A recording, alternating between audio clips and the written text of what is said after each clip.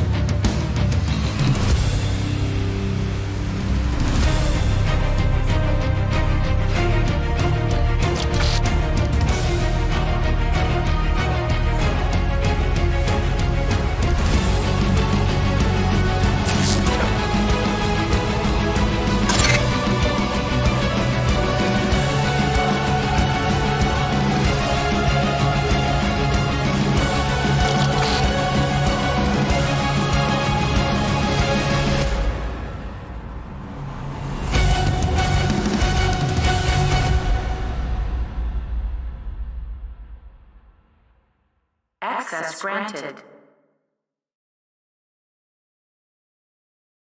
Charlie, Hotel, Alpha, Oscar, Sierra.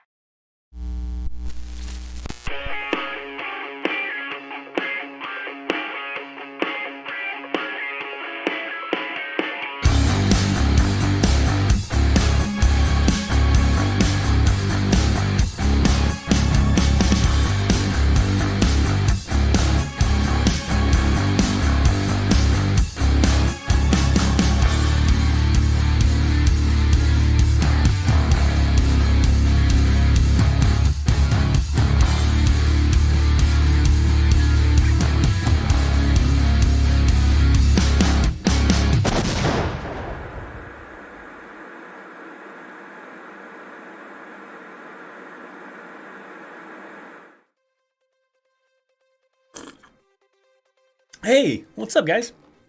Welcome to Chaos Live, my awesome, fun little live stream that I like to do every other Thursday, but today, of course, is Sunday, and that is because I got a big military exercise coming up that I'm going to be pretty busy starting tomorrow through the rest of the month. So I'm not going to be able to do the Thursday schedule because of that, and we're here because this is my last little available time to kind of hang out with you guys before I do it, and then the next Thursday live stream will have to be first Thursday, possibly of June, I guess. Maybe we'll see. We'll probably be something like that. So, what's up, awesome individuals? What's up to the notification platoon? Let's see some of the people that were here early. We got Jose, Rebel, T Dog, Julie, Paco TV, Jer, Carmen, VGMR, Randy, William, Lee,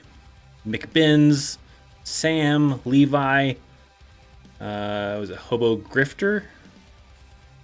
Jaharv, I don't know how to pronounce that. Ricardo, Easy, okay, we'll go do Easy.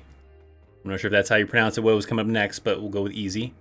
We got Brooks, we've got Teddy, we got Blaze, we got Super,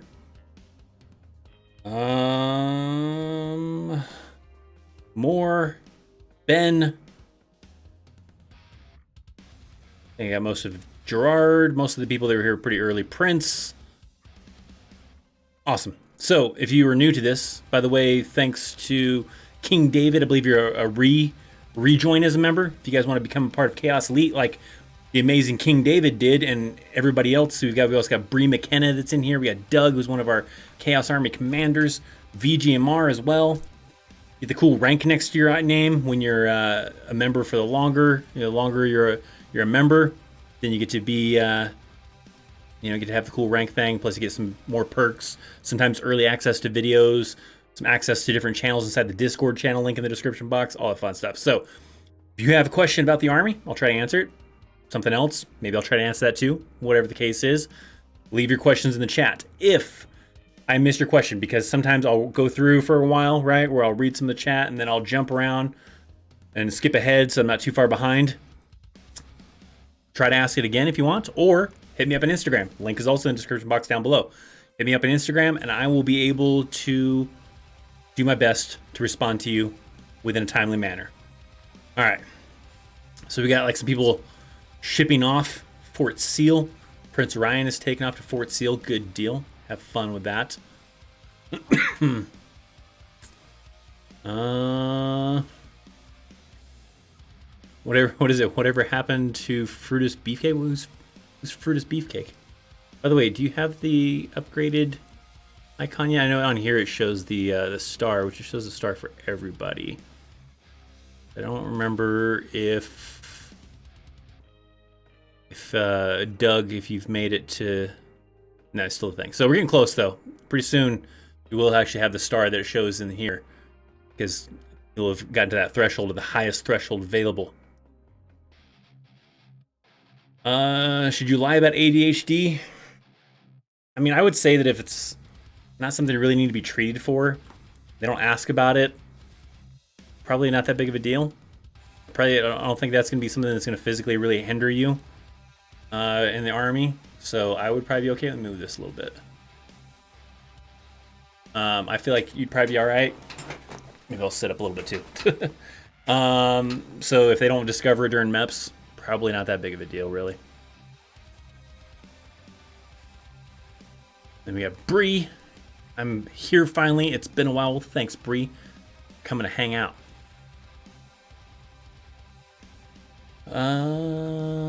What is the easiest boot camp? I don't really think there's not like a location, but for Army, it's basic training. Boot camp's usually what they refer to it in the Navy, and they refer to it in the Marines. I think Marines call it boot camp as well. But there's different locations, and it really depends on the drill sergeants as far as how hard they want to be on you. But I don't know if there's really any location. I mean, people will say Fort Jackson just because it rhymes, relax in Jackson. But really, they should all, for the most part, be the same. It just is probably going to maybe vary if you have a location that's maybe being more relaxed on you than another location. But everybody has the same standards of what they're supposed to do for new soldiers in basic training. So, King David, what's happening, man, friend?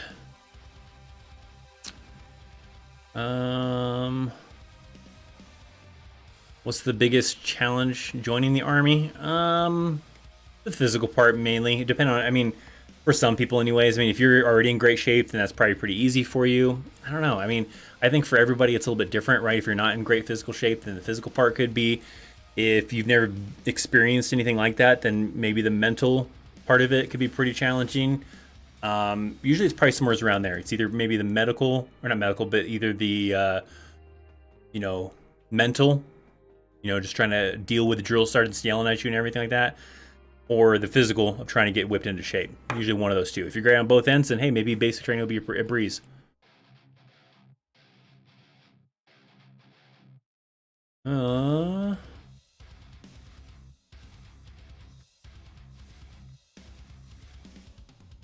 If I wanted to learn military tactics, where should I even start? I mean, maybe there's some YouTube stuff. I don't know if there really is. It's not really that big of a deal. It's not going to probably benefit you really if you were to learn like military tactics before joining. Unless you're just you don't want to join, you just want to learn military tactics for the fun of it all, then I don't really know of any good places. I mean, you could probably look online to see if they have anything, but otherwise I don't really have any good recommendations. If you're just trying to do it, get a head start before joining the Army, it probably doesn't really benefit you that much. So I don't think it's that big of a deal, but I don't know any good ones.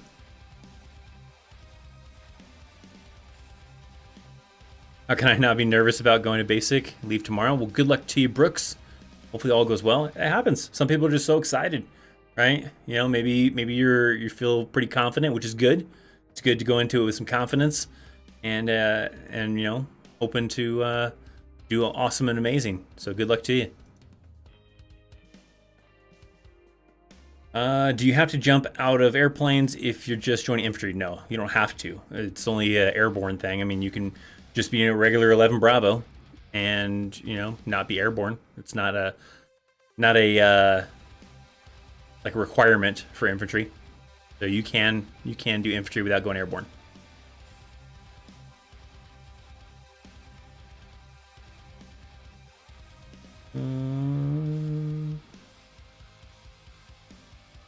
see. Question: do you know anybody in the Ranger Regiment, and did they tell you their thoughts on it? I have met a few people. I don't really know anybody in it. I mean, from the couple of people I've talked to before, they said they enjoyed it, they liked it, but I don't know. I can't really elaborate beyond that. I didn't really get that nosy into like why and all that stuff like that. I remember I've met a couple people a while back, but I don't know. Everybody's experience is probably gonna be different. Watching this show and I'm on staff duty for tonight. I appreciate you. Well, thanks. Don't fall asleep. Make sure to call at ease when the sergeant major comes in the morning.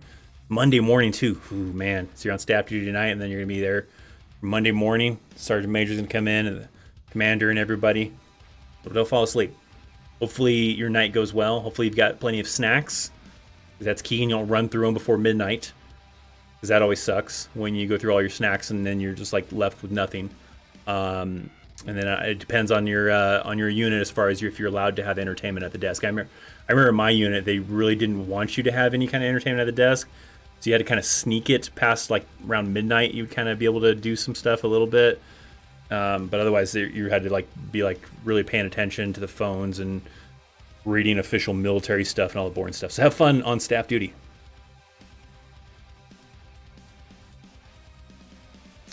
How in depth do they go in the dental part of reception? I mean, you'll do like a basic dental exam at MEPS, and then at reception they're gonna do a little bit of a checkup, and then if they, if you need like a cavity filled, they might fill it, but it's not that crazy. It's just a basic generic dental checkup, probably.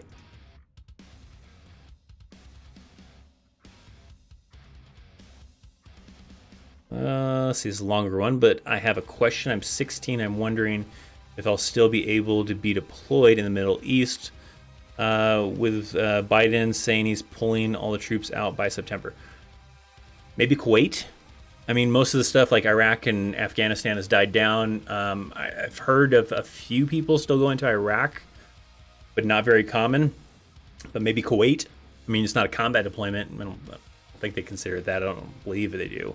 It's not a combat zone, so they shouldn't. But and then things could always change between now and then. Something could stir up, and you never know, right? So as of right now, chances aren't very great. But don't join just because you want to deploy.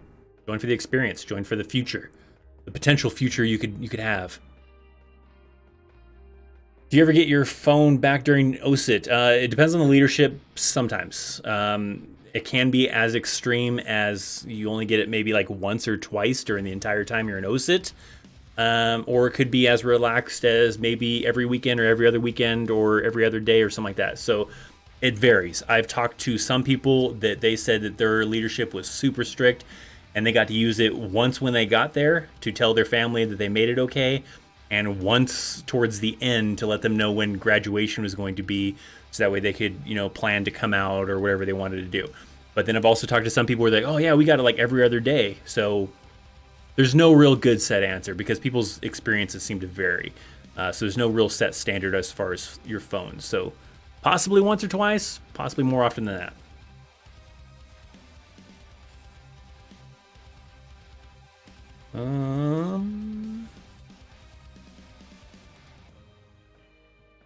Hey Chris, watching from Oklahoma. How much do you need to exercise to join the Armored Cavalry? I mean, I'd say it's the same for everybody, right? Just make sure you can, easily do a 2-mile run with no problem.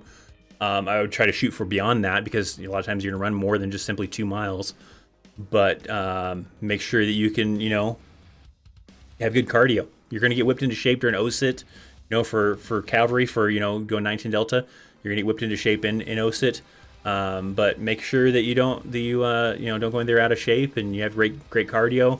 You can do at least maybe 20 push-ups very easily, right? Maybe aim for, looking at the ACFT standards for push-ups and make sure you can do that. I think it's 42 or something like that in 2 minutes. So, maybe it's 30 something in 2 minutes, but make sure you have great cardio. You'll get whipped into shape in OSIT anyways, though. If I re-enlist as an E4, will my time and grade start over, or will I keep my time from the previous enlistment? Yeah, no, it's continuous. So if you do 3 years and maybe you have a 4-year contract. Well, when you get to that last year on your contract, you're eligible to re-enlist. It's just a continuous thing. It just continuously builds up for your entire time. If you were to even get out of the Army, you'll say you did 4 years in the Army, got out of the Army for 2 years. Well, when you come back, that 4 years still counts. So you still have 4 years time of service. So even then, it still counts too. So it stays the same. I'm 14, got a couple of years before I have an opportunity to join the Army. Should I go to college to become an officer or take the enlisted path? I always tell everybody the same thing. It's personal preference. It depends on what your kind of goals are for the Army, right? Some people like to go the enlisted path first because you get the more hands-on, because as an officer, you're more of like a manager. Think of it that way, right? A manager at a store, at a, whatever kind of workplace, you're more of the manager. You're kind of overseeing things and making sure things happen. Whereas as an enlisted, you're the one doing whatever the work is. If that's a mechanic, then you're the one fixing the vehicles. If that's an infantry person, you're the one clearing the buildings. So you got to think about, do you want to get your hands on, or do you just want to jump straight to management? Some people want to get the hands-on experience first and then do the green to gold program and then go officer, because then they got to experience both sides. So personal preference as far as what your path is and what you want to kind of do. But if you go straight into being an officer, you start off making better pay, and you start off being more of a manager type of position, right? Being more of a leader. So I guess it depends on your personal goals. I'm going to skip down a little bit. So sorry if I missed you guys' questions. If I do miss you and miss your question, hit me up on Instagram, right? Shoot me a message, or, ask again in a little bit. Don't get too crazy and spam it though, right? I need special forces. Send me a channel or a video or something to get me insight on 18X rate. I have a video on how to join special forces. You can look at that if you want on my channel. So there's that. For someone who's actually in the special forces, I don't know if there's really anything specifically like tips for special forces. I know there's a couple people that were in the special forces that have like YouTube channels, but not specifically like teaching you about special forces or helping you with special forces. So I have a video of how to join the special forces. You can check that out if you want. Let me skip down a little bit. See how far I'm pretty far behind, so I'm jumping through a little ways. What exactly is Pathfinder School? It's the one they're getting rid of, right? Though that was the one where they kind of like scouting out landing zones, right? That's Pathfinder, right? Correct me if I'm wrong, but I believe that was the one where they scout out like landing zones for either helicopters or aircrafts or whatever, and they're kind of reconning LZs for potential landing areas. But I believe they're getting rid of that school.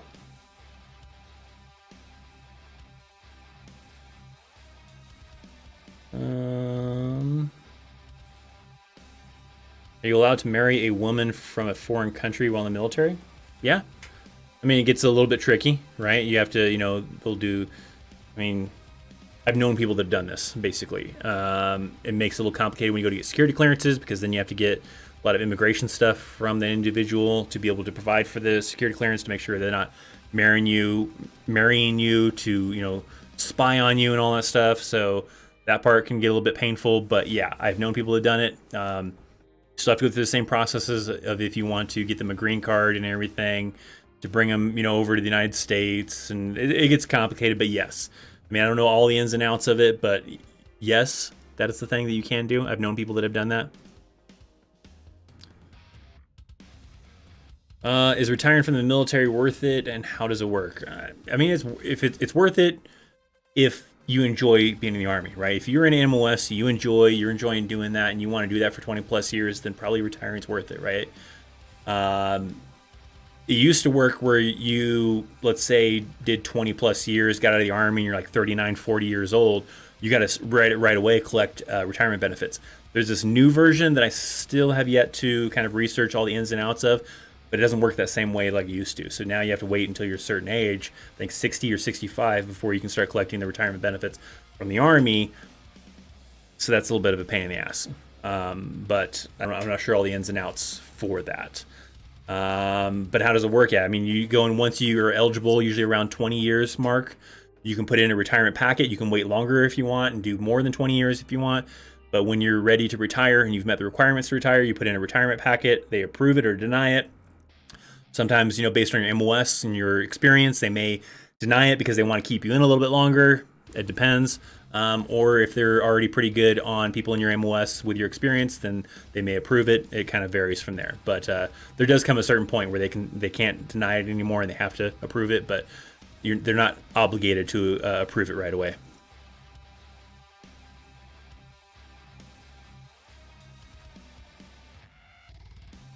Should the army bring back the omelet emery? Did they get rid of it? I don't know if is that a thing they got rid of. What's up, VG Mar? You're home now? Awesome. Last day of junior year next week, Tuesday. Oh man, so you still got what, another year if you want to join the army or the military, unless you're gonna do the split ops. I don't know if they're still doing split ops or not, but.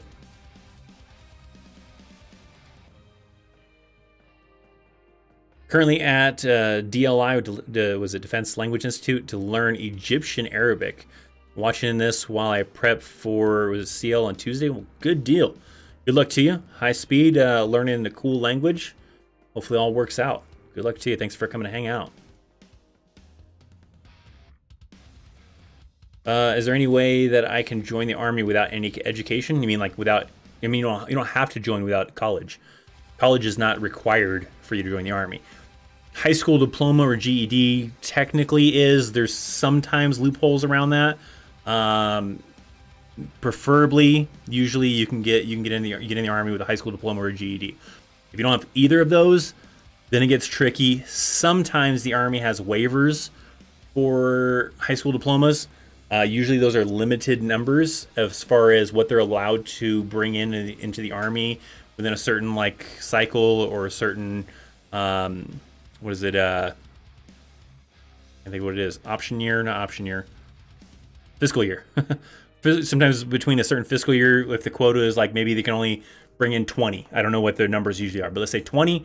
And if they've already given 20 people these waivers to come into the army without having a high school diploma, then you're out of luck. You got to go to a diploma or a GED. So those do vary. I recommend at least having a high school diploma or GED, because especially if you come in with those waivers, it's going to make it to where certain things aren't going to be available to you. You probably won't be able to get a bonus if your bonus is available to you. You try re-enlisting, you might not be able to get a bonus to re-enlist, all that kind of fun stuff. So I recommend doing it with a high school diploma. VGMR, let me scroll down so I can see if we can let's try to highlight that. VGMR, Super Chat. That doesn't show anything special for Super Chat ones, doesn't seem like. This is, so the guy that made this little widget thing, he came out with a new version, but it's still in the works. But VGMR, thank you for the donation. Vomlet MRE, never again. I don't remember I can't remember what it tasted like. I probably had it before. I can't remember. I don't know. Then we got Bree. Bree's got a long message. Thank you, Bree, for the Super Chat. You rock. You're awesome. Hey, Chris, it's Bree. I'm enlisting in a month. Let me know if you still want to do that collaboration. If not, that's fine too. I'd love to give my insight into the National Guard to the subscribers. Yeah, I mean, there was a thing I did on Instagram a while back where I was going to hit up some people and do like some little, like via Skype or whatever, Discord, interviews with people who are currently in, maybe the National Guard, reserves, all that kind of fun stuff to have some fun perspectives. I still have yet to plan that out very well. I need to get organized with that. That's obviously not going to happen anytime too soon because that military exercise that I'm busy working. That's why we're doing this live stream today. But yeah, at some point, I'll try to reach out to you guys. I may lose track of you inside of like the messages inside of Instagram. So just keep an eye out. Maybe I'll do like a post or be in the Discord. Like that might be a key thing in the Discord channel too, where it's really easier for me to reach out to you guys through the Discord. So make sure you're a member of the Discord channel. When I do get around to it, I'll probably reach out to several people and try to arrange some kind of cool, interview kind of a thing where people can, talk to me. We'll do a little interview style video and give their insights on, what it's like being in the Army or in the Reserves and National Guard or in this specific MOS or whatever the case is. So probably easiest way so I don't lose track of you guys is make sure you're a member of the Discord channel, because it might be a thing where I'll easily put out some kind of message in the Discord, and then people can like maybe get a role or something like that, so I can keep track of you that way or something. I don't know. Thank you for the super chat, Bree. You're awesome. All right, I'm gonna come backwards in the chat a little bit so I don't skip past too many guys.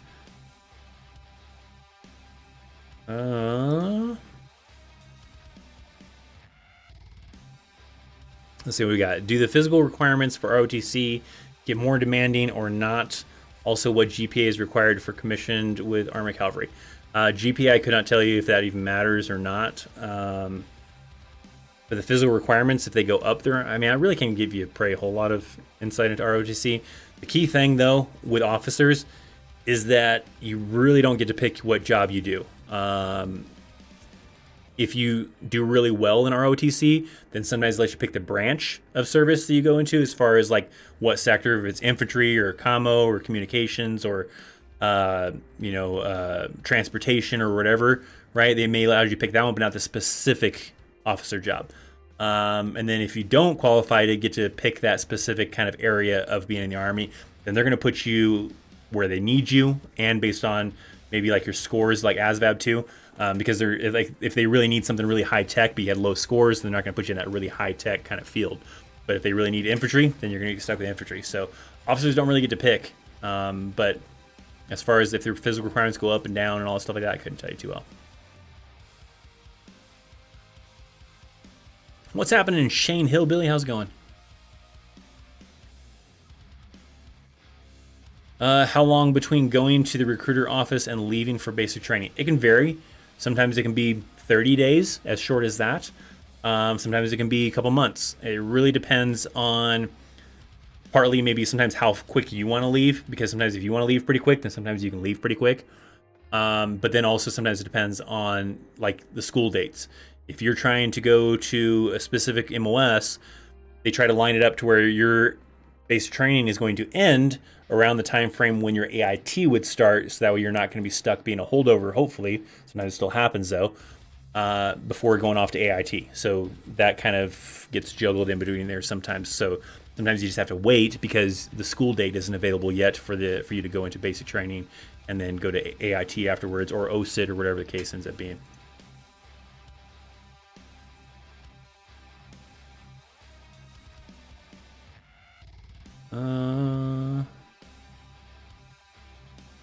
Is anyone really getting deployed to a combat zone common right now, and where should I go to see combat 2021, 2022? Yeah, it's not very common. I know, like, when I was towards like the end of my time frame getting out of the Army, around to like 2010 time frame, right? Pretty much everybody had combat patches. Now you hardly ever see anybody in combat patches, because if you guys don't know, I still work around the Army. I train soldiers and everything on Fort Carson in Colorado. So I'm around soldiers all the time. And it's not very often that you see soldiers with combat patches anymore. The only people you usually see with combat patches are the higher ranking individuals that were in the Army, like around 2000 to 2014, 13, somewhere around there, before it really kind of died down with Iraq and Afghanistan. Now a lot of the younger soldiers don't have combat patches like it was around that time frame before. So there's really not that many. You see a few, because there are a few units that are still going to those areas, but it's winding down, down, and down, so it's getting less and less common right now.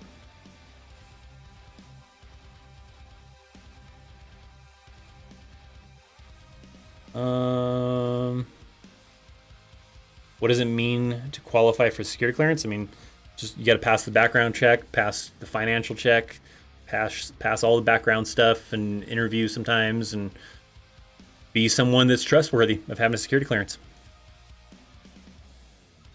Are 19 Deltas in Ranger Bat? I think no. I want to say someone asked that question before in another live stream, and I remember seeing that. I don't think 19 Delta is an MOS that's in the Rangers, so it's not a MOS that would qualify you to be able to get into the 75th Rangers. You would have to reclass to something else. 11 Bravo it is. You can be 11 Bravo in the Rangers, but I don't believe 19 Delta is an MOS that is in the Rangers.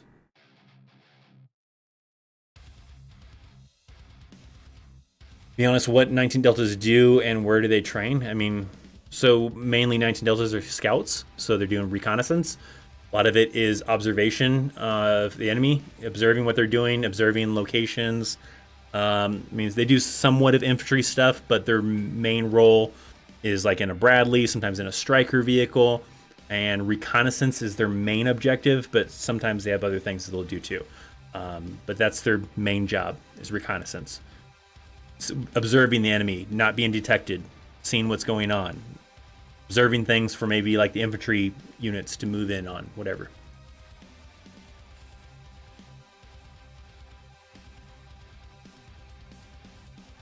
Oh yeah, this reminds me. Hello, I'm doing a video for the U.S. Army's 246th birthday. You have something I could put in a video? I don't know. This? I don't know what are you looking for. And what's the video for? Like for school, for YouTube, for what? If you guys didn't know, tomorrow's the Army's birthday. So I don't have anything special. I did a Army birthday video a couple of years back where I did like kind of like a special Army's birthday video, but nothing. I have a new video tomorrow, but it's not like anything specific because of the Army's birthday. I have to work on the Army's birthday, so.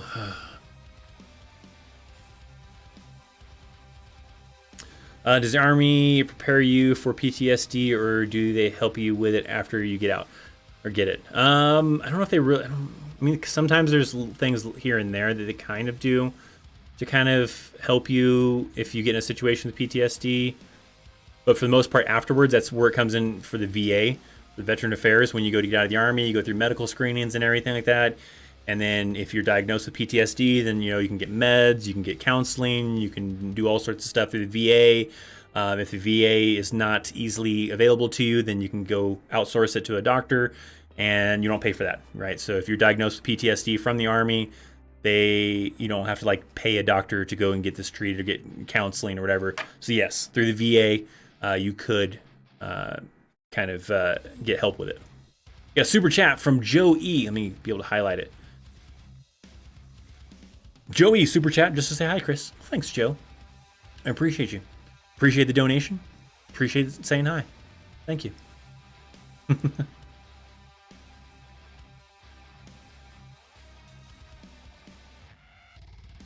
you ever heard of a soldier being ordered to report to dental? Well, I mean, it is a requirement. I mean, so they have things like like a category 3, cat 3 dental, which means like you have to go see dental, otherwise you're non-deployable. So they're going to make you go to dental. So yeah, they're basically, the Army is going to force you to stay healthy, right? You have to physical fitness, right? You have to go see doctors to get checkups. Sometimes you have to go to dental to get checkups, and you have to be done in a certain kind of time frame. So yeah, that's the thing. If you end up being a category 3 for dental, which I think is non-deployable, then they're going to force you to go to dental. So.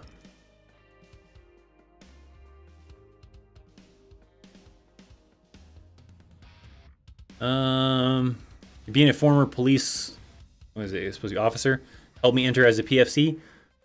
Just being a police officer, no. The only thing you really for PFC is like you have college education. You got someone into the Army. You did ROTC in high school. Those kinds of things.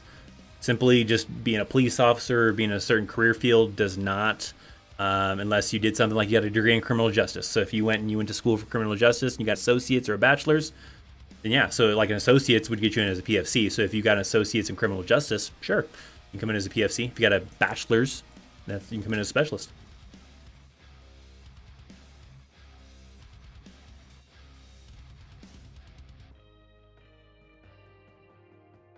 Let's see. Plan on listing as a 19 kilo once I graduate. Does anyone have any tips? And just get in good shape. I mean, I don't know if anybody has any specific 19 kilo tips, but just make sure you're in good shape. So it makes it a little bit easier to get through basic training and keep up and all that kind of stuff.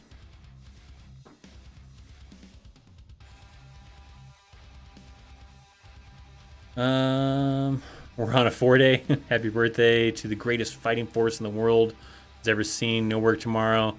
Keep doing good stuff.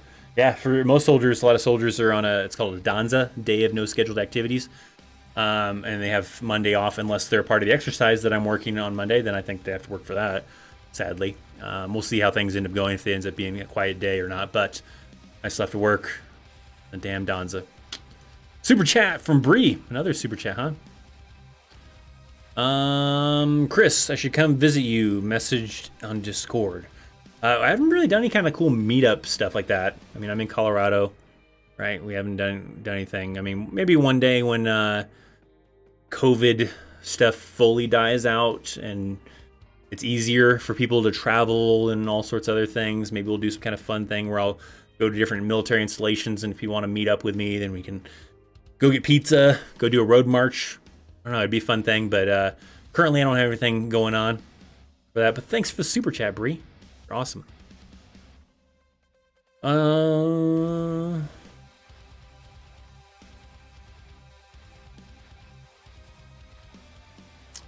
What would be my pay roughly if I'm married with one child a month? So, I mean, your base pay is still going to be the same for your rank. The only thing that changes because you're married and have children is your BAH, the basic allowance for housing, and that depends on where you're stationed at. So, I mean, you could go online. They have a BAH calculator, or a BAH kind of thing where you can kind of put in the zip code or the area. So if you think that you want to be stationed in Fort Carson, right, then you put in the zip code for Fort Carson, Google search that, or Fort Hood, or Fort Benning, Fort Bragg, or wherever, right, and kind of get an idea. If you were stationed at this location, how much extra would you be making for BAH? And that would be that amount added to your base pay plus BAS for your food, and that's the same no matter where you're at and no matter what your rank is, unless you're an officer. Officer is different, but for enlisted, it's the same.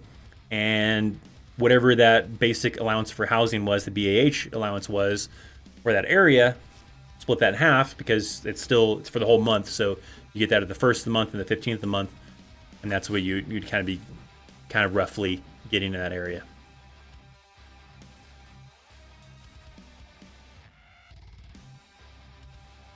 I'm 17, going to basic in September. I'm 203 pounds, and I want to lose weight and gain muscle before I go.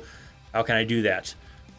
Well, you can join the Christopher Chaos workout regiment by subscribing. No, I don't know. I don't have one yet. I need to work on getting in shape, and I thought that maybe from that I might try to create some kind of fun little workout program if people want to do that.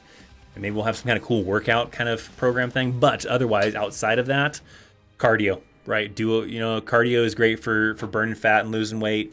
Go running, go road marching, do other things that are cardio related, climbing stairs, hiking up in the mountains, and then building muscle, just push-ups. I mean, you do the basic free stuff without having to go to the gym. Push-ups, sit-ups, crunches, whatever kind of workouts that are free, right? If you have a gym membership or you have some weights at home, then do those weights. But cardio is a great way for burning fat, and then muscle just comes down to working those muscles, right? Doing the exercises and everything like that. But I don't know, maybe you'll do like a workout thing. I'm gonna maybe start tomorrow. I don't know. I keep on saying I'm gonna start the next day, and then it never happens. And I don't know. I need to get back into my workout regimen that I used to kind of do. I've been really slacking on it for a while. The only thing last kind of really workout stuff I was doing was when I was doing the Baton Death March, and I was training for that, and I was working out pretty consistently for that. But man.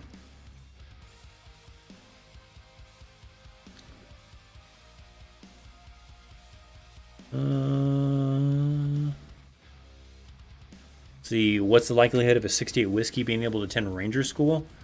SEER School, Airborne School, can anyone put me in contact? I mean,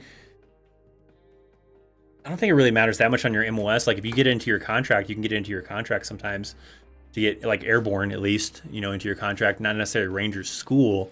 You can get, Rangers, right? If you're going to try to go to the 75th Rangers and be a Ranger. But Ranger School isn't something really you get in your contract. SEER School you can't get in your contract. So Airborne, if you might be able to get into your contract. The other ones you don't really get into your contract.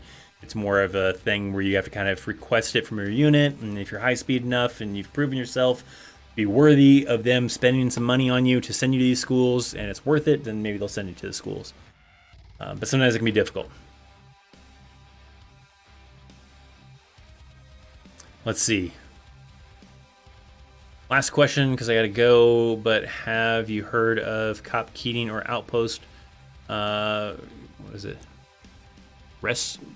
I don't know if that is. Yes, in Korengal Valley. Yes, I have. There's a whole movie on that, and I've attended a briefing on the attack from the army and stuff like that. Yes, so yes, I have. The movie Outpost is all on that.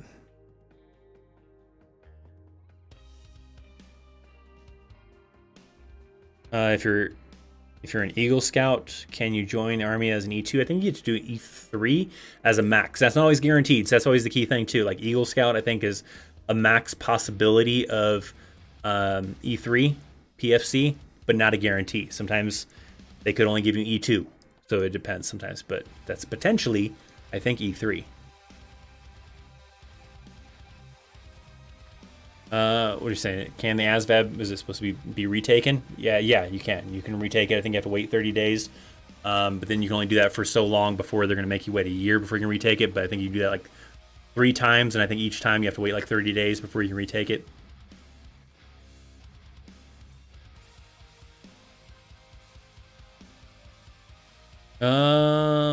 Hey Sergeant, currently out in the field on Air Force Base building combat scenario. Been out here for 2 weeks. Was it 117th Engineer Battalion, 178 82nd.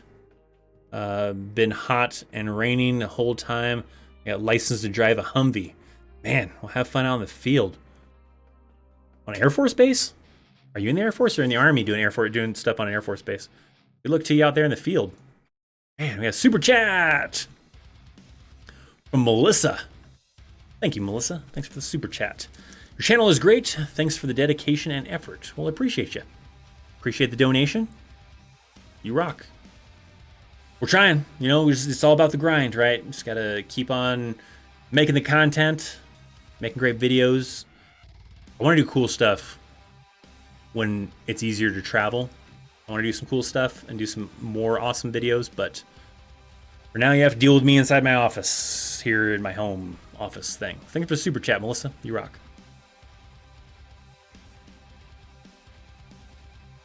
Okay, let me come backwards in the chat.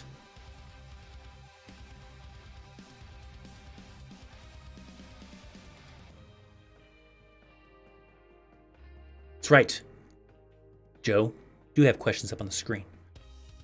Thanks to one of our awesome community members that created this app. Allowed me to do so. There you go. Now you're up on the screen.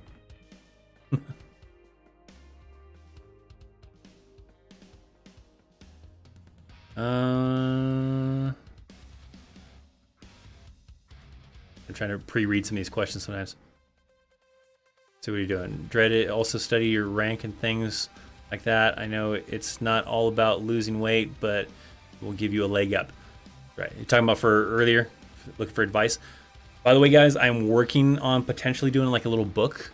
I want to do like a book that's like a guide to preparing you for the Army. I guess you could probably even still use it if you were already in the Army, because it would have like general knowledge that soldiers should know. So it'll be helpful for you like to study these different things. And then probably a little section that'll have like a notebook. I have notebooks already. Like if you don't know, I have notebooks. If you go down in the description down below, there's different notebooks you can get. I got some new ones that's in the works right now that should be available soon. And then additionally, I want to do a book to help kind of prepare people too. So hopefully soon, next month or two or whatever, maybe I'll have a cool book, maybe 3. I don't know, maybe take a little longer than that. But I'll have a cool book of like things to study for and things to help you kind of get ready for the Army.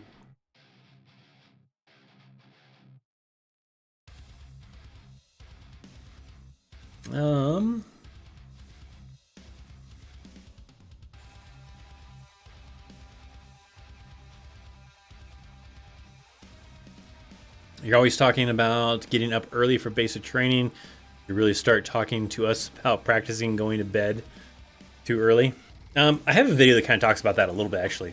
I already have a thing for like prepping for the Army or something like that, but I mean, yeah. I mean, typically in basic training, usually the earliest you get to go to bed is usually 10 o'clock. Usually you're busy doing stuff up until then. Sometimes it's later. I don't know of a whole lot, like in my experience and other people I've talked to, I don't know of a whole lot of people that had any experiences where they got to go to bed earlier than 10 o'clock. And then you're usually waking up like 5 o'clock in the morning, 4 o'clock in the morning. So you don't necessarily always get 8 hours of sleep. It's rough. So if you want to practice for that, that's on you, and it'd probably be good and be helpful. So it's not a big shocker when you go into the Army and you're getting woken up super early in the morning and you're going to bed, you know, late at night and going off of like 4 hours of sleep, 3 hours of sleep, whatever. But don't sleep deprive yourself. Don't do that. But maybe things like, you know, practicing going to bed at like 10 o'clock at night and getting up at like 4 o'clock, 5 o'clock in the morning. But then do something with that time, like go work out or something, right? Don't just get up early just to go watch TV and drink coffee.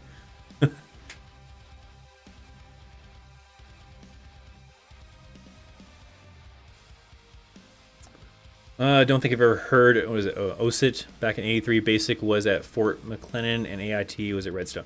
So for old school people, I'm guessing Steve Edwards, you're old school, right?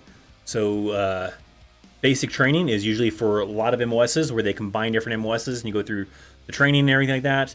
And now you have a lot of combat arms and other types of MOSs that go to what's called OSIT, which is one station unit training. So it's basic training and AIT combined, but with the same MOS. So like your infantry individuals, 11 Bravos and 11 Charlies, go through the basic training phase of OSIT together and then do the AIT phase together. So they stay together for one. You don't go anywhere else for AIT. Same with like 19 Kilos for tankers, for 19 Deltas for scouts. They do the same thing where they're all the same MOS, going through the training, going through AIT all together all at once without having to go somewhere else, right? Where other MOSs like 88 Mikes, 92 Yankees, a lot of other MOSs, they will go to basic training at any of the basic training locations and then go off to wherever their AIT is located at separately. I don't know when they started doing that. Maybe in the 90s or something like that. Maybe early 2000s. I think it was maybe at least the 90s. I would think somewhere in there. How long was I in the Army? I was in the Army for a little over 10 years, and I still currently work with the Army. I'm just not in the Army anymore, but I work with the Army. What happens if I pass out at MEPS or reception because I'm scared of needles and I always tend to pass out when I get them? I don't think they're really going to care too much unless it's something more serious related. I don't know if I've ever seen anybody pass out. I mean, I've actually passed out once before, but that was because I was kind of dehydrated and I got my blood drawn, and for whatever stupid reason they decided to draw my blood while I was standing up instead of like sitting down, and I was kind of tired because we just got done doing a physical fitness test, and then they drew my blood shortly after that, so that was kind of a bad timing. But otherwise, I don't think they're going to care that much. Time for Games has a super chat. It's a long one. Holy crap, man. Well, thank you for the super chat. Does it fit all on one screen? I mean, it covers up a little bit of the logos and stuff, but it fits on the screen. All right. Hey, Chaos, can you volunteer to go on a combat deployment if your MOS is not, what was it, combatants? I'm 12 Romeo, and I told my company commander to send me to any combat deploy no matter what, and I'm loving this unit. It's kind of sometimes it's difficult though. Here's how that kind of ends up working, right? You could sort of volunteer to go on a deployment. Deployments are very few right now. There's not a lot of people doing deployments right now, especially to combat deployments. But if, let's say, there was a unit on your installation, you're stationed at Fort Carson, Fort Hood, Fort Benning, wherever, right? And you tell your leadership that you want to volunteer for a deployment. Maybe you know that someone's getting ready to deploy, right? And if that unit happens to be short on your MOS at your rank, then potentially they could transfer you over to that unit. And maybe you'll come back, maybe you won't, maybe you'll stay in that unit though. That kind of varies too. So sometimes you can. It also depends on how far out you do that, because they usually want you to do the training they're doing. You know, if they're going to the National Training Center, if they're doing other field problem exercises or whatever, they want you to participate in that training too, to have you well trained before you go on this deployment. So that kind of depends on the timeline too. If it's too soon, then they may not allow you to. But the key thing a lot of times is if they are short on your MOS in that unit that is deploying, then they might take you. But still kind of a challenge still nonetheless. I have known times where they have asked for volunteers because this specific unit was short on, let's say, fuelers, right? And they're, hey, we're short on fuelers, and we need some people that want to go deploy so that way you can fill these slots rather than having to wait for new soldiers to come in from AIT to deploy with us. Then sometimes they'll do that. And then you'll transfer over to that unit, train with them, deploy with them. So sometimes it'll be tricky though. Thank you for the super chat, my friend. Hey, my name is it Mark? Spelled differently? M-A-R-C-K? Okay. I just wanted to say thank you for the videos. It really helped me a lot. More than just training. Well, appreciate you. Thank you. Thanks for watching.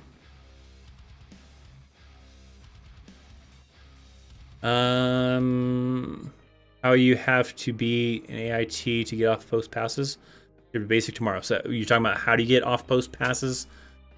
So a lot of it comes down to the phase in AIT. There's usually be a certain phase when they'll start to allow off post passes, but Typically, you have to have, I don't know how they're doing it right now with COVID and the whole ACFT not taking effect until March of next year, but typically that was usually a factor. You have to have passed the fitness test. You have sometimes tests leading up to that point, and whatever tests that you've taken up to that point, you have to have passed those as well. And so if you've passed the tests, you've also passed your physical fitness test, you're not overweight, none of that kind of stuff like that, then they'll allow you to go on a weekend pass to go off base and, do whatever you want and then come back, at a certain time on Sunday or whatever. But if you haven't passed those, then they don't. So they kind of work it a little bit differently at different places, and it depends on your AIT's length as far as how often that happens. If you have a shorter AIT, you may only get that once or twice. Longer AITs, you may get that more often.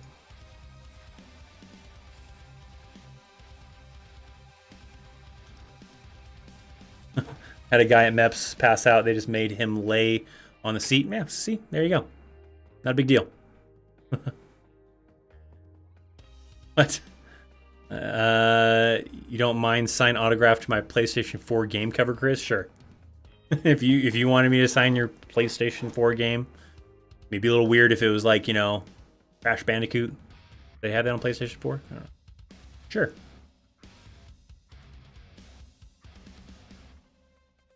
I don't think anyone's going to beat my top score. Possibly not. That's fine. I just, like I said, if you want to donate, cool. If you don't, and you just want to be here, I love that too. So, the donations help support the channel.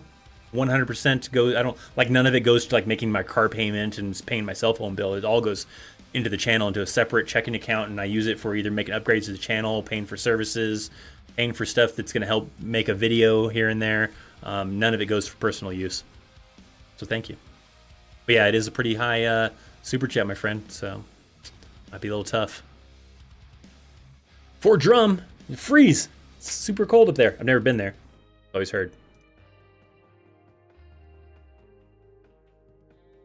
15, waiting to join the SEALs. What advice can you go give or any information? I probably couldn't give you really any advice because I wasn't in the Navy, but probably the only advice I could give you is probably be in great shape, be a really good swimmer, be really good at holding your breath underwater because you have to do that for a while. So make sure you're in excellent shape and you can hold your breath underwater for a good amount of time, and probably be able to. I think there's part of it you have to be able to swim with your hands tied behind your back or something like that. How many total times were you deployed? Twice. Both times to Iraq. Went to Iraq twice.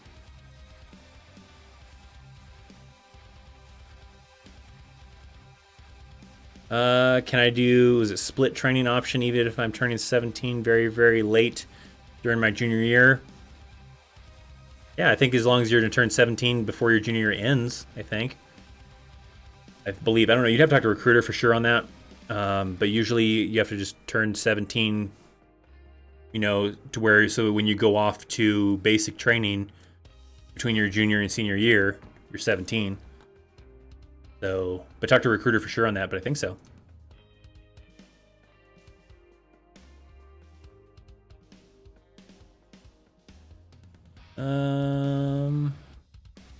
Coming off my other question, if I want to see combat, should the Army be in my best interest, or should I wait and see a certain conflict plays out?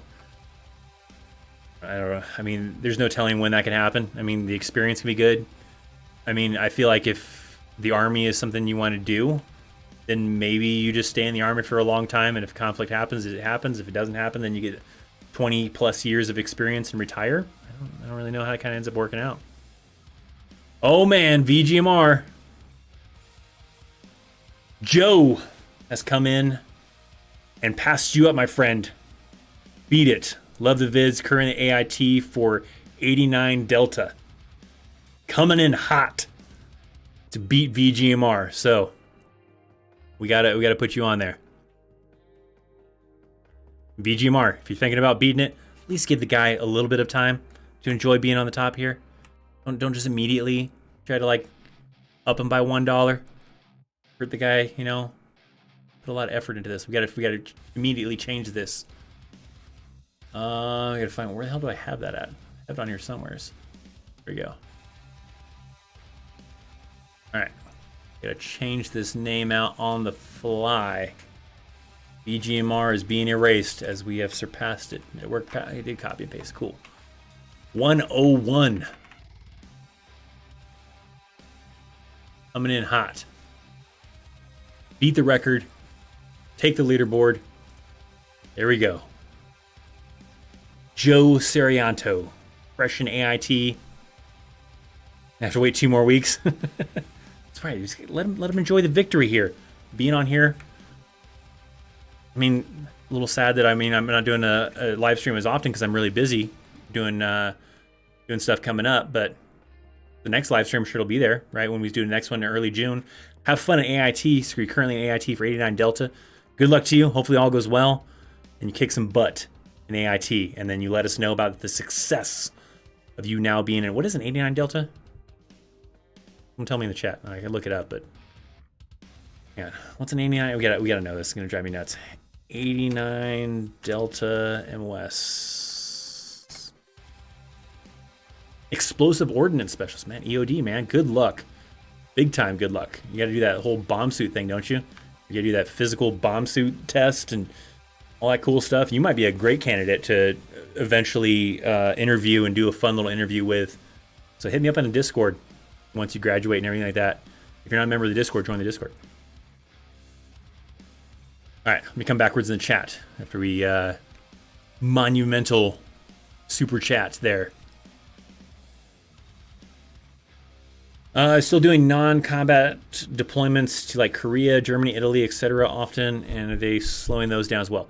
No, they're still doing those. So like, I mean, you can still get potentially stationed there, and that usually ends up being like a 1 or 2 year thing.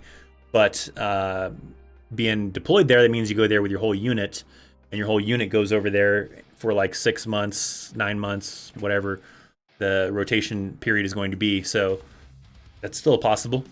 Yeah, they're still doing those. I know units that have recently come back from like Poland, Germany. So yeah, non-combat deployments are still a thing because they do those for training with allies, just training in different environments.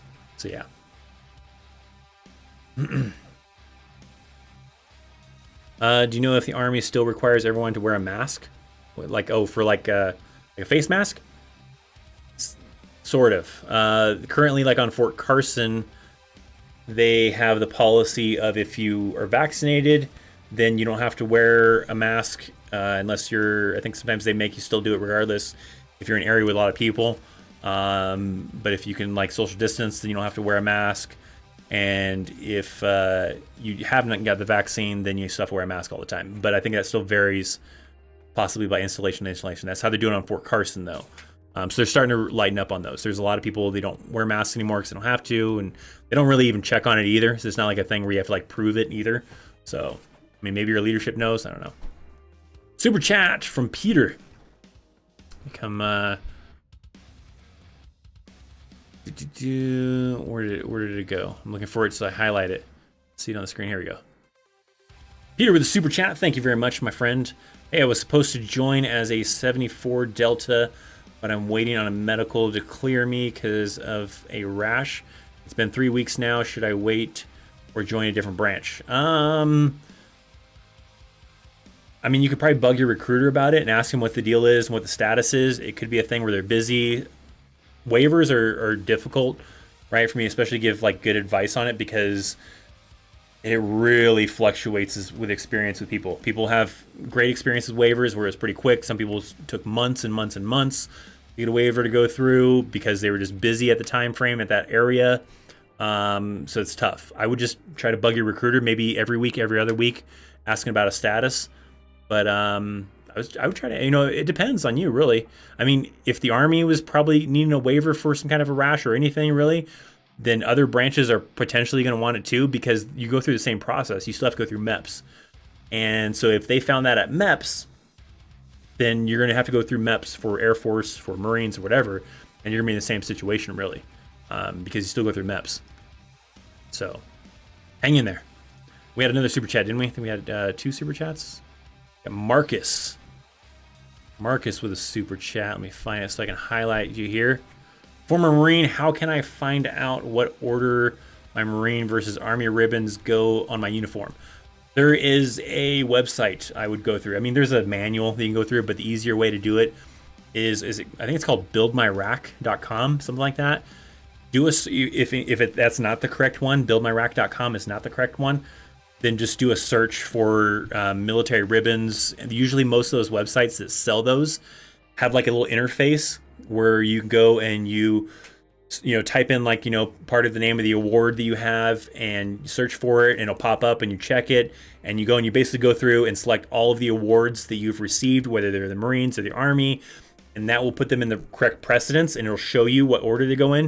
And then you can either order the rack that way, or you can just simply use it as reference because maybe you already have the ribbons and put it together yourself. So that's the best way I feel like to go and do so. Find that, I think it's called buildmyrack.com or rackbuilder.com, something like that. Look for that online. It's a great way to just look up your ribbons, and then it builds it in the correct order for you. Thank you for the super chat, my friend.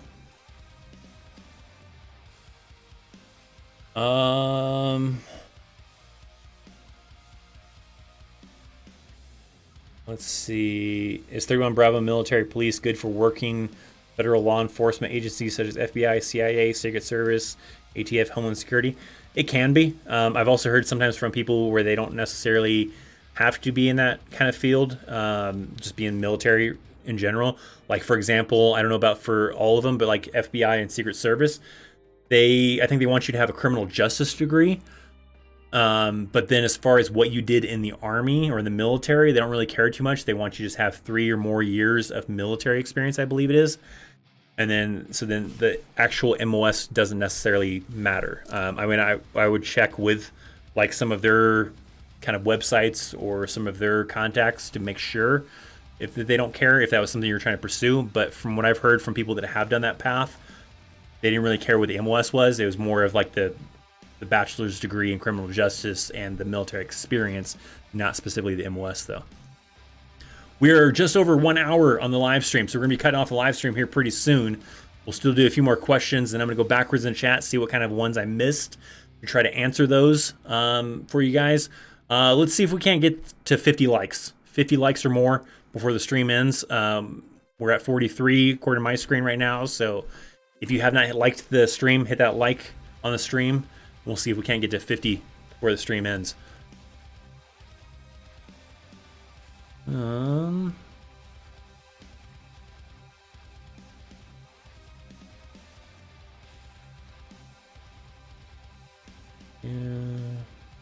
Going to basic, I'm going to basic training in July. Well, good luck to you, Jesse James.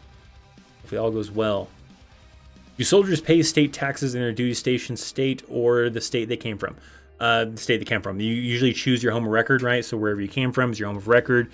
You can change your home of record, but that can be tricky sometimes. But yeah, wherever your home of record is, so wherever you joined the Army from typically, is where you pay state taxes for. So if you're in some states, like I think Texas, they don't charge.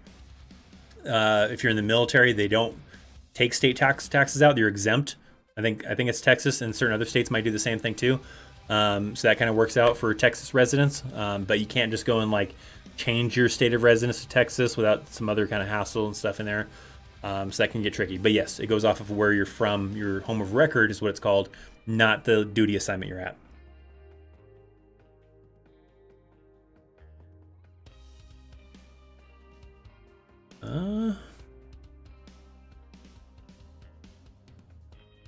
People hate MEPS. I mean, MEPS isn't fun. Thanks for coming to hang out, Bree. Thanks for super chats and all that fun stuff.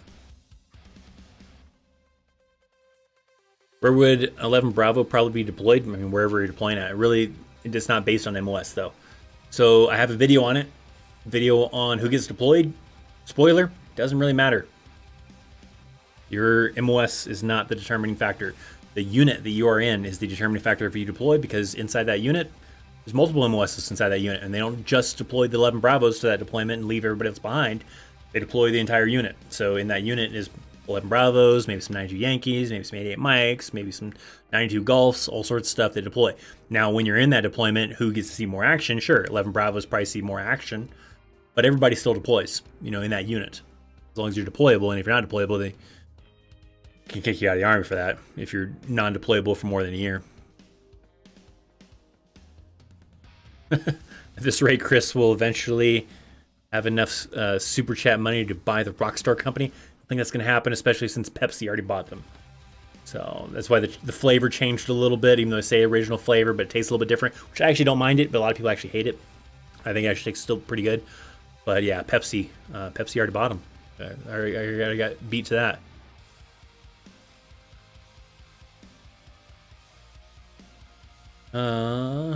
With the end of Afghanistan, or deployments over? I mean, they still have training deployments, so you still go on training deployments to like Poland or Germany or Italy or wherever, Korea, all sorts of different locations. They do training deployments. Combat deployments are going to be pretty rare.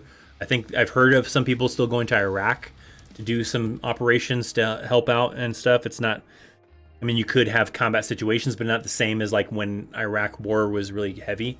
So it's not the same kind of a deployment, but Iraq is still, I think, a potential.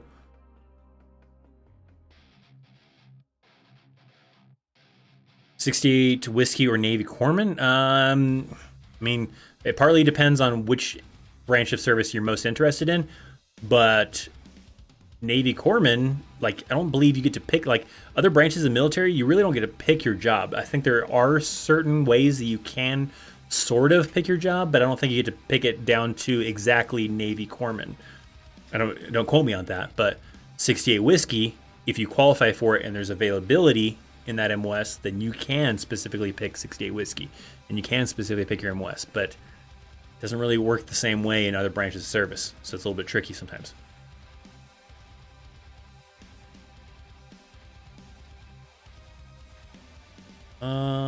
Let's see. Let's do like maybe one more question, then I'm gonna go backwards in the chat. Hope we can hit the goal of 100,000 subscribers by the end of this year. I hope so too. So make sure that if you're watching this, you're subscribed to the channel with all the notifications turned on. We did get past 50 likes, so awesome. We're at 65 likes, so dope.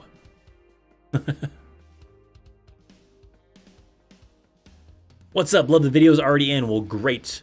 I mean, a lot of my content is for people, you know, wanting to join the Army, but I still try to make content for people currently in the Army too. And sometimes just, I'm sure maybe it's just fun to hear my take on certain things and see different stuff, because sometimes you still learn new things, even though maybe it's more geared towards people that aren't in the Army yet. But I'm trying to do better with content that's also for people currently in the military too. I just have to work on that still. All right, one more question, then I'm gonna go backwards in the chat, and we'll get closer and closer to ending the stream here pretty soon though. Did you enjoy your time being stationed in Korea? I did. I thought it was fun. I was at the Joint Security Area up on the border by North Korea. So I didn't have as much freedom as some people had in Korea, but that kind of made it to where I saved probably more money than some people did. I didn't spend as much money as a lot of people did on partying and doing things because I couldn't leave all the time. But I had fun. It was a fun experience. I got to see a lot of cool sights. I'm a big, you know, tech nerd kind of a thing, and they have a lot of gadgets and a lot of cool stuff in Korea. So I enjoyed that. It was kind of fun. All right, I'm gonna come backwards in the chat. Let's see. Oh, we got a super chat. We gotta address the super chat first. And then I'm gonna come backwards in the chat. We'll see what kind of questions I've missed and all that kind of fun stuff. We got VGMR with a $5 super chat. Don't forget to join the Discord and meet mighty fine veterans and aspiring soldiers. I agree. Link in the description box down below for the Discord channel. That's free, right? If you're a member of the channel at any level, there's different perks, right? You get a cool little role for that, or you get access to certain channels and everything inside of there. So if you want to join the membership, you can. Or if you just want to just have fun in the Discord channel for free, that's a thing too. You can go and meet awesome people and chat it up and build up your rank inside the Discord server, because they have a rank structure in there and you can work your way up, being a sergeant major if you want. All right. I'm going to come backwards in the chat. Let's see maybe a couple of questions I missed, and then we'll do a few more. And we'll be ending the stream here pretty soon.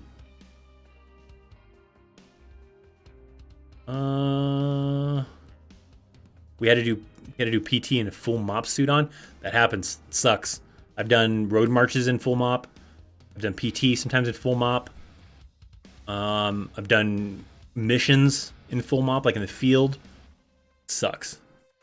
That's, by the way, for those of you who don't know, that's your mop gear. So your gas mask, your protective mask, plus the NBC suit, which is not very heat friendly. Like if you're in a hot area, if it's cold out, it's great. You know, it keeps you warm. But if it's hot outside, it sucks horribly.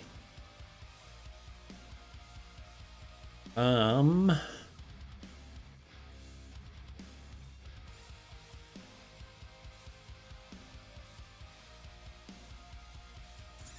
let's see.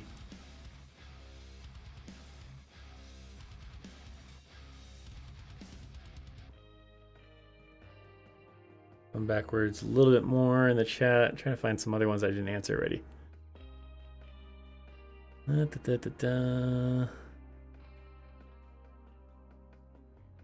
Son is a 91 Bravo, Fort Campbell, 22 years, retired Army vet here. Enjoy your channel. Well, thanks. Appreciate you.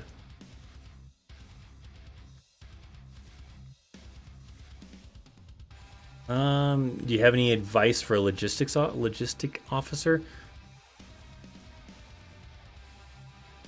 I don't know. I'm not very good with officer advice because I wasn't an officer, obviously. I mean, I always liked the officers that were cool with you, right? I mean, obviously you have to be professional and, you know, serious and everything like that. And there's times, you know, to be, you know, goofing around and everything. But I always like the officers, like, you know, because we usually have the logistical type officers when as an AMIC and transportation platoons and everything. And I always liked the ones that were pretty cool. They could, you know, joke with you. You know, it made you a little bit more motivating, right? You're, you know, the officer tells you got stuff you got to do or whatever, and you know, you're a little bit cooler with the person because they were a cool person to you. But I don't really have good probably officer advice because I was an officer.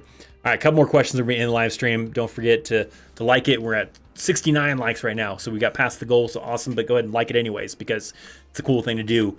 Links in the description box for Discord and everything like that. A couple more questions we're gonna answer. We're gonna be killing this live stream here. And then the next live stream will not be until early June because I'm busy supporting a military exercise for the rest of this month to help train soldiers and help do stuff. So I'm working some crazy hours that is not going to allow me to be able to do these live streams, but I still have videos, going up.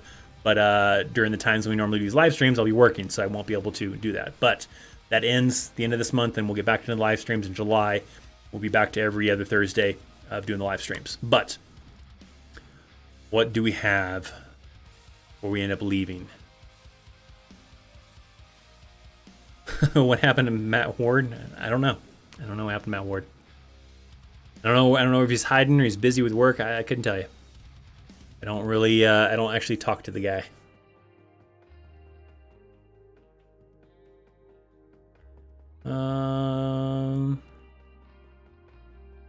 Went through basic training at 25. My friend was 28, getting ready to retire after 35 years.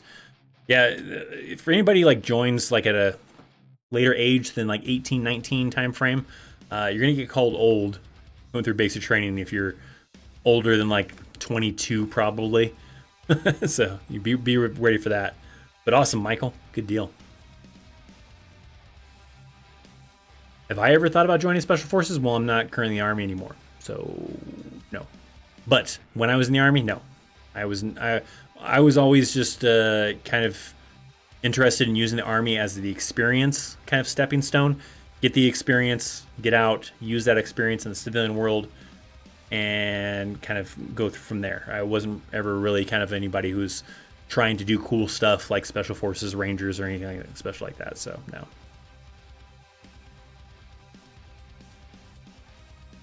What happens if you get a cramp in basic training? Just, I don't know, work it out.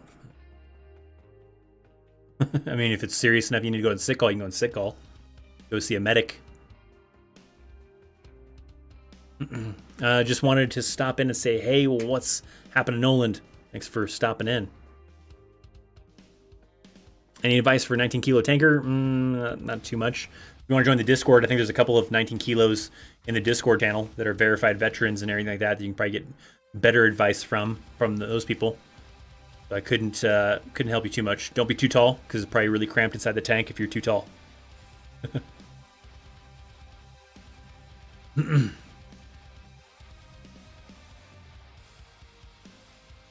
Um, 34 enlisting this year. Well, good luck to you, Nick. Getting close to that cutoff time frame, huh? Good luck. Just be ready for the old jokes. Everybody's gonna call you old in basic training, even though 34 isn't old. But they're gonna call you old. And they call people who are probably like 25, 26 old.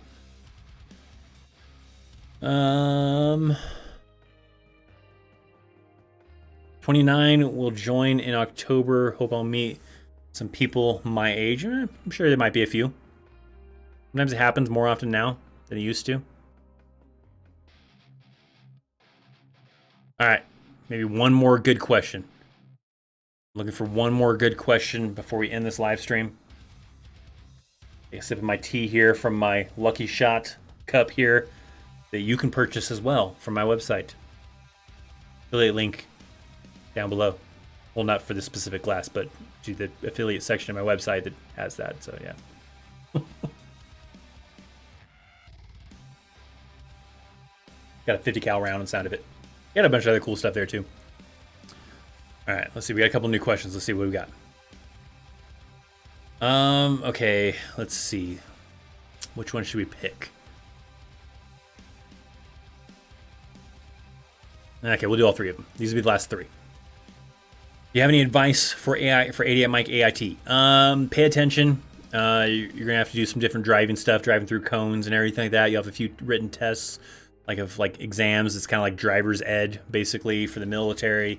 So make sure you take notes, pay attention to all that kind of stuff, and stay motivated, right? You'll get a chance to drive different vehicles, but it's very limited at AIT of what you'll drive. You'll get more experience with other types of vehicles at your unit, depending on what your unit has. Your unit may have PLSs or HETs or maybe even just 5 tons, right? So it depends on what unit you go to and what they have. But you'll get limited experience in AIT and you get better experience with driving vehicles when you get to your unit. Thanks for that, Marcus. And then Buckley, I have 30 days left of my freedom. That's it. Off to Fort Leonard Wood for me. Well, good luck to you. Hopefully all goes well. And then the last one we're going to do here, ETS in 4 months. When did you start the clearing process? I am not a good example because I got screwed on that. You should start it typically, I think the earliest you can start it is a year out or 6 months out, something like that. You said you're doing it in 4 months.